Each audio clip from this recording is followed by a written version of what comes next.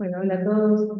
Me toca la última de las ponencias de 2 días hermosos antes del cierre, así que espero que estén un poco despiertos.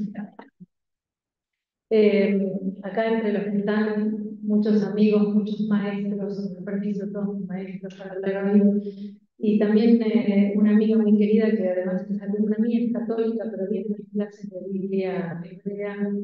Me dijo, qué lindo que de esta casa. Y en esta casa, ¿no? Pudimos transportar nuestra casa y sentarnos juntos. Eh, es un dato que yo lo quiero poner de relieve. Los contenidos son importantísimos, pero más importante es que estamos en diferentes casas juntos, ¿no? Como construyendo una casa más grande. Quizás esa sanación, Pablo, de la que vos hablabas, que está en nuestras manos, es la que estamos haciendo. Bueno, antes de empezar con los datos, no es mi tema, yo no soy historiadora, pero bueno, me tocó este tema y lo voy a preguntar con Hidalguía, ¿sí? Quiero compartir una pregunta con mi compañera que empecé a preparar esta temática, ¿no? ¿Qué sentido tiene detenernos en esta discusión del periodo intertestamentario hoy, más allá de los datos históricos o textuales? Está todo en Internet, ¿no? La primera respuesta que muchas veces soslayamos la complejidad y el dinamismo que caracterizó esta época, y la leemos o nos la hacen leer como una etapa lineal, polarizada, los buenos y los malos, los corruptos y los honestos, los cerrados, los justos, los antiguos y los nuevos. Cuando nos sumergimos en el marejado de situaciones que vivimos tan rica y tan desafiante, descubrimos cuánto nos hemos perdido al realizar y al de la vida. Y otra respuesta que me aparece puntos nos pueden decir desde su experiencia milenaria sobre la transformación, la resistencia y la convivencia entre los seres vivos como humanos. Porque, como decíamos durante estos días, no hablamos solo del pasado, estamos también pensándonos a nosotros en este tiempo a través de los conflictos. Con esto se trata sobre cuando hablamos de judaísmo, tenemos que interpretar un término que tenemos principalmente un pueblo de transformación, un pueblo que a través de la educación extranjera, de los vínculos sociales, fue reformulando su vínculo con Dios, con el texto y con la comunidad, en medio de una intensa transformación espiritual, social y política. En el centro de la vida religiosa y nacional, siempre fue Jerusalén, pero no fue el único centro, y no siempre fue el mismo. Comprender el rol del templo para captar no solo la vida espiritual y la política del gobierno antiguo, sino también la evolución que llevó a la emergencia de nuevas instituciones, la sinagoga que al completo internado que acompañó el nacimiento del cristianismo. Hablar del templo de Jerusalén no es un paso, sino una puerta de entrada para comprender el corazón palpitante de un judaísmo entre las voces.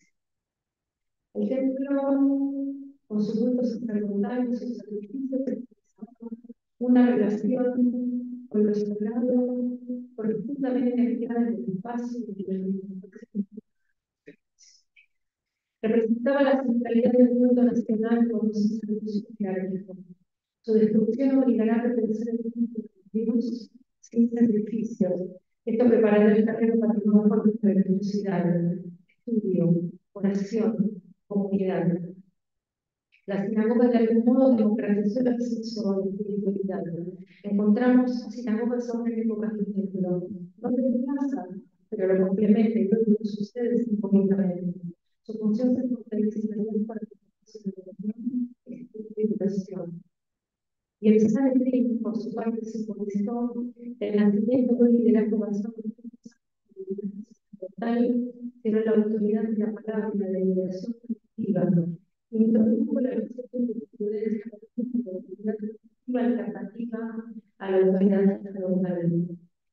Estas tres instituciones no solo cumplieron, sino que complementaron y empujaron el judaísmo hacia sufrido reformas. Y de ese cruce de caminos aparece tu silencio, que planteará la historia de la humanidad, el judaísmo rabínico, el cristianismo naciente. Me encanta pensar que somos herederos de dos silencios. Quizás es por eso somos familia y nos han hecho llegar a veces. Hoy al recorrer con nos abrimos a esta transición del sacrificio ritual al instituto, del humanismo a una red de del poder jerárquico a la interpretación dialogada. Y a su vez, se hace una manifestación de deseos, pienso cómo esta temática nos trae al presente, para poder pensar cómo transitamos y tramitamos las crisis y sus circunstancias, que sucede con las fracturas y cómo nos posicionamos ante las fracturas del pasado. Estos queremos para ilustrar que no fue ni es político, y cómo las instituciones se adaptan a los pasos históricos o al contexto político de la época. Recordamos un poco más en detalle las funciones de estas tres instituciones. Téngame paciencia. Pues bien. El primer templo de Salomón, atribuido tradicionalmente al rey Salomón, fue construido alrededor de 1960 de esta era y funcionó hasta su destrucción, tantas veces mencionada en estos días, en el 586. Este templo fue el centro exclusivo del culto religioso del pueblo de Israel, donde se realizaban sacrificios expiatorios y se celebraban las principales festividades, como está indicado en el texto bíblico. Era también el símbolo de la alianza entre Dios e Israel y la manifestación de la presencia divina, la Shekhinah. Dios vivía adentro del templo, Dios estaba allí. El sistema religioso estaba organizado jerárquicamente con los kohanim, los sacerdotes y los sacerdotes como figuras centrales de la administración y la celebración ritual. Sin embargo, este modelo centralizado no estuvo exento de tensiones internas.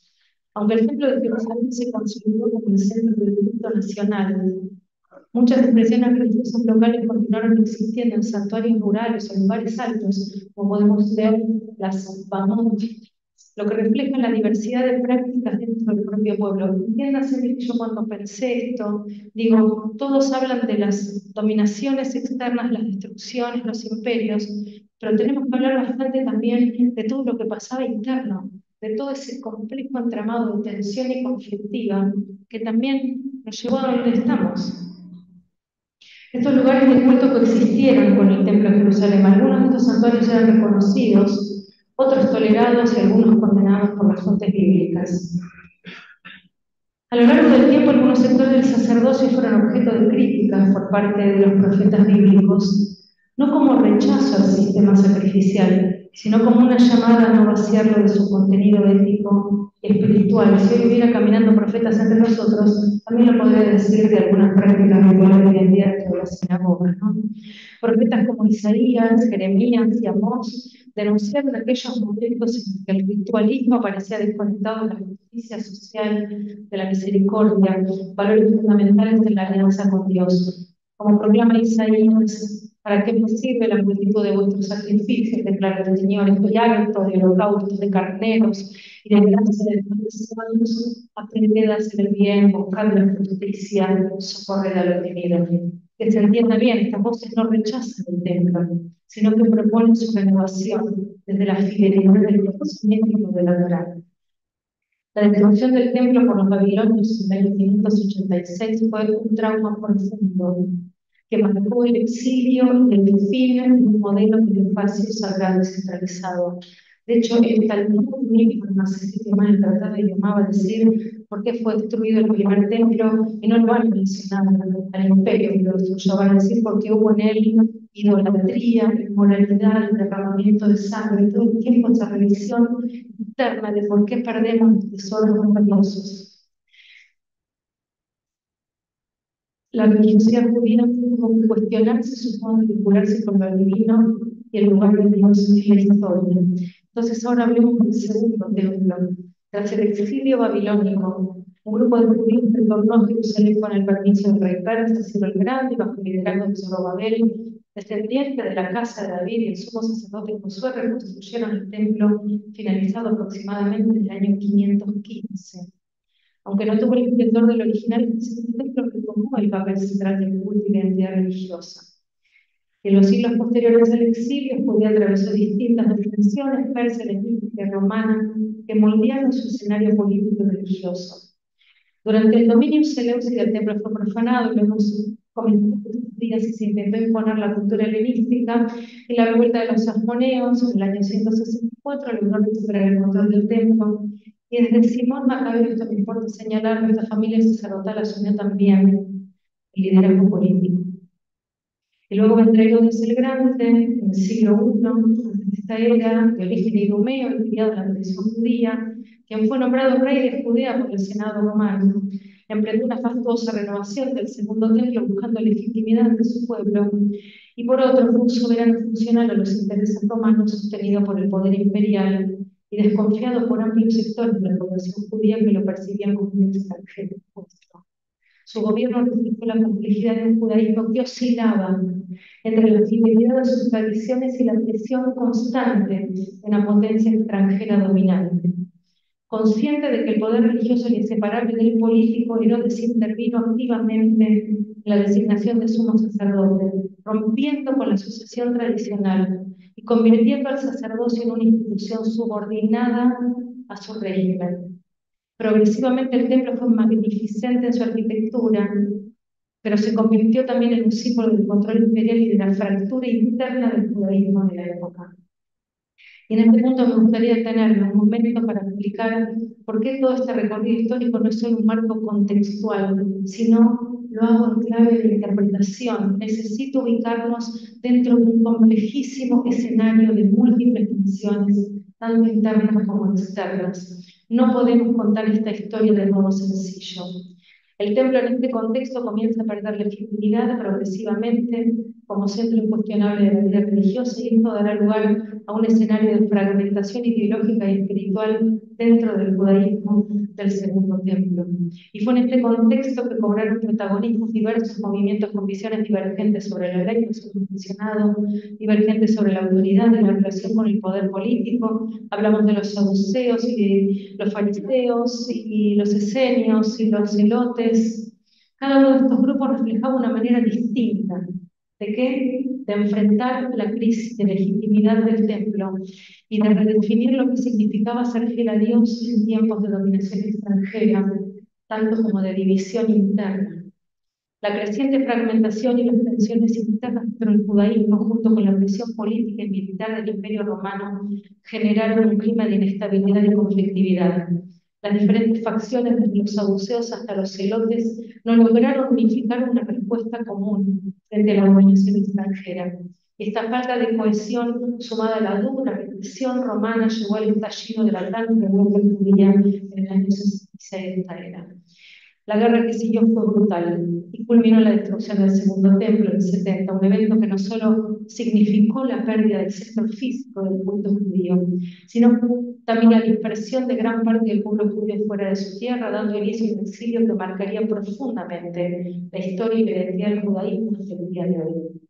Este momento simbolizó el fin de un modelo religioso y político que ya mostraba señales de profunda crisis.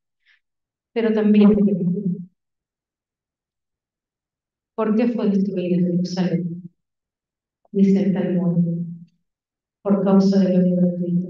Y otra vez esta revisión interna, no solo los de fuera, también nosotros deliberadamente nos debilitamos y dejamos que el enemigo entre. Así se vivió en el interno del pueblo judío el terror de esta transición. La historia no es solo un relato de fuerzas externas, sino también de responsabilidades internas, un llamado a la unidad y a la transformación ética para evitar repetir errores del pasado. Y una vez más, el centro de la vida espiritual queda en llamas. El pueblo dividido, exiliado, que tiene que reconvertirse. Y como consecuencia de esta catástrofe se aceleraron procesos de transformación en el judaísmo, como la descentralización de la vida religiosa y las sinagogas, y el fortalecimiento de un liderazgo rabínico, mientras que el cristianismo comenzaba a definirse cada vez más como un movimiento separado. Y aquí le damos paso a la sinagoga. Desde el día que fue destruido el templo, dice el Talmud de Babilonia, las puertas de oración no se cerraron jamás. Estaba hablando de esa nueva ritualidad, abierta para siempre. La sinagoga es reconocida en hebreo como Beit HaKnesset, que significa la casa de la asamblea, de la reunión, reflejando su función como lugar de reunión. En griego también es sinagoge, tiene un significado similar, reunión, asamblea. Fue adoptado tanto en el mundo helenístico como en los textos judíos escritos en griego, como la Septuaginta y el Nuevo Testamento. En arameo, la lengua hablada por amplios sectores del pueblo judío durante siglos, se lo conocía como Beit Knesset, una forma paralela que también hace referencia a su función de congregación. Y estas diversas denominaciones en diferentes lenguas expresan la centralidad de la sinagoga como espacio que sostuvo la continuidad judía a través de las diásporas y los cambios históricos. Permitió que la religiosidad judía se mantuviera viva y accesible en comunidades dispersas por todo el mundo mediterráneo. Y la forma primitiva de la sinagoga nace en el primer exilio babilónico, pero como institución organizada comienza a consolidarse en los siglos V y III antes de esta era y llega a central en la vida judía para el siglo I de esta era. El siglo I la sinagoga se había convertido en el centro de la vida social y religiosa judía de las comunidades que había por el Mediterráneo y el Medio Oriente, así como el mismo Israel. El profesor Lee Israel Levin de la Universidad de Jerusalén dice: era un lugar donde estudiar, tomar las comidas sagradas, realizar procesos judiciales, depositar los fondos para la comunidad y celebrar reuniones de carácter político y social, no como uno cree que es un lugar de culto, de contemplación, como uno imagina hoy una sinagoga. Y luego añade, por supuesto, la importancia fundamental eran los servicios religiosos, pero entiéndase que la centralidad de la vida judía, la vida toda, pasaba en lo comunitario alrededor de la sinagoga.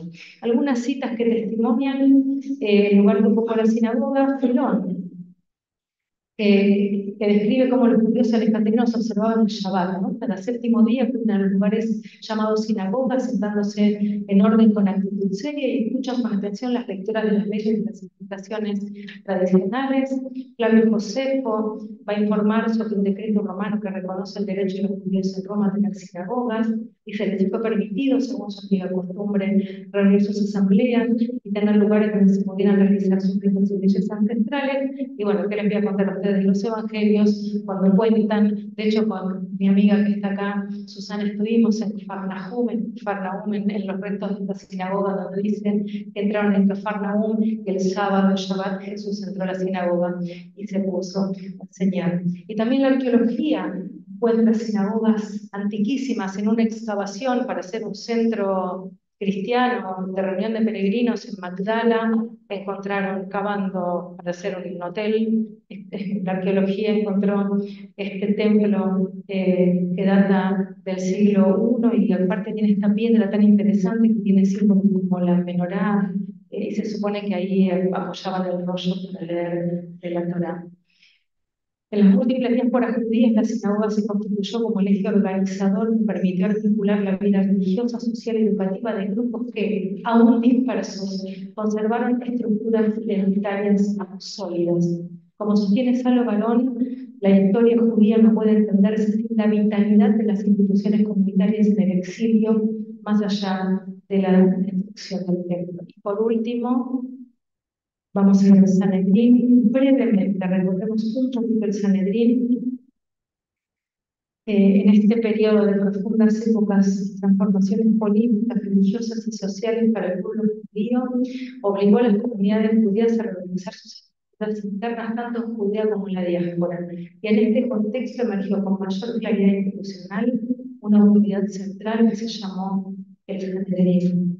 Hay un tratado talmúdico completo que lleva su nombre, compila las leyes y funcionamiento del sistema judicial, tal como traigo esta cita. El Sanedrín es la autoridad suprema en Israel, encargado de la ley y la justicia, y su voz debe ser escuchada como la voz de Dios. ¿De dónde viene el nombre Sanedrín? Viene del griego Sinedrion, que significa asamblea o consejo. Esta palabra está compuesta por sin, junto con, edra, asiento o lugar de reunión.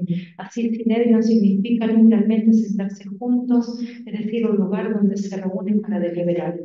El término fue adoptado en el judaísmo del período helenístico para designar el Consejo Supremo de Sabios, jueces y líderes que gobernaban los asuntos religiosos, legales y en parte civiles del pueblo judío, especialmente durante el Segundo Templo. En hebreo se lo llama también Sanhedrin, una transliteración directa del término griego. El origen exacto de esta institución es debatido. Muchos estudiosos concuerdan en que el Sanedrín fue una evolución de los antiguos consejos de ancianos, los Kenim, ya presentes en épocas bíblicas, que están en el libro de Números, y su desarrollo como cuerpo institucional puede rastrearse como su adquisición en la época helenística, particularmente durante la dinastía Asmonea. El historiador Flavio Josefo lo menciona con frecuencia, señalando su papel judicial, legislativo y en ocasiones diplomático. En la antigüedad de judía, Josefo relata cómo Hircano el segundo fue respaldado por el Sanedrín en sus relaciones con Roma, evidenciando que ya en el siglo I antes de esta era la institución tenía un gran conocido. El Sanedrín funcionaba en Jerusalén, estaba compuesto por representantes de las distintas clases sociales y religiosas del judaísmo, sacerdotes, saduceos, sabios, fariseos y ancianos del pueblo, lo que lo convertía en un microcosmos de las tensiones ideológicas de la época. Esta pluralidad lo convertía en un espacio deliberativo y conflictivo al mismo tiempo, donde se negociaba la continuidad de la vida judía frente a los desafíos internos y externos. O señala Shaya Cohen, el Sanedrín no fue un senado como el romano, ni un tribunal rabínico como el del Talmud, sino una combinación de ambos. Un cuerpo de élite que definía los límites de la autoridad judía bajo la ocupación extranjera. El papel del Sanedrín en la condena de Jesús es uno de los temas más delicados del estudio de este periodo del Segundo Templo y del diálogo judeo-cristiano. Hacia el siglo I de esta era, bajo dominio romano, la autoridad del Sanedrín estaba profundamente restringida, especialmente en lo que concierne a las discusiones. El mismo Evangelio de Juan lo testimonia. Muchos investigadores coinciden hoy que el proceso fue probablemente un interrogatorio informal de un grupo de autoridades sacerdotales, con posterior entrega a Pilato, quien retuvo la decisión final. Este encuadre permite comprender que más que una condena del Sanedrín como institución, se trató de un conflicto intrajudío entre distintas interpretaciones mesiánicas y de autoridad religiosa, en un tiempo de enorme, como intenté describir, enorme tensión social, política y espiritual. Pero créanme que yo no estoy acá para explicar que los judíos no matamos a Jesús. No estoy acá para defendernos de esa acusación porque no tiene ningún sentido. En esta escena se condensan no solo los conflictos teológicos y políticos, sino también del dolor de siglos de incomprensión entre comunidades. Abordarlo con honestidad histórica y apertura espiritual permite iluminar tanto la fragilidad del poder como la necesidad de justicia que atraviesa la condición humana.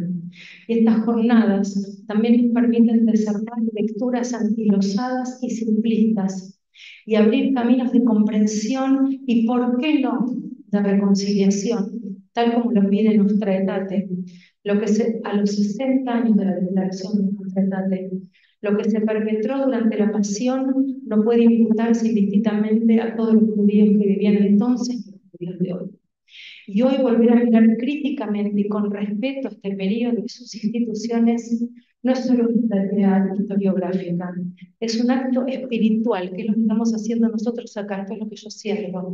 Es un acto espiritual que nos permite reconocer los límites de las instituciones humanas, el poder transformador de figuras proféticas y el dolor que puede surgir cuando el mundo se impone en diálogo. Durante mucho tiempo fijamos este periodo histórico como el origen de una división irreconciliable. Y el estar hoy juntos, acá, revisitando los textos y las ideas de este periodo con este nivel de profundidad, de humildad, nos invita a celebrar nuestras diversidades desde una vigilancia ética que nos mantenga abiertos a todas las voces que nos conecten. Muchas gracias.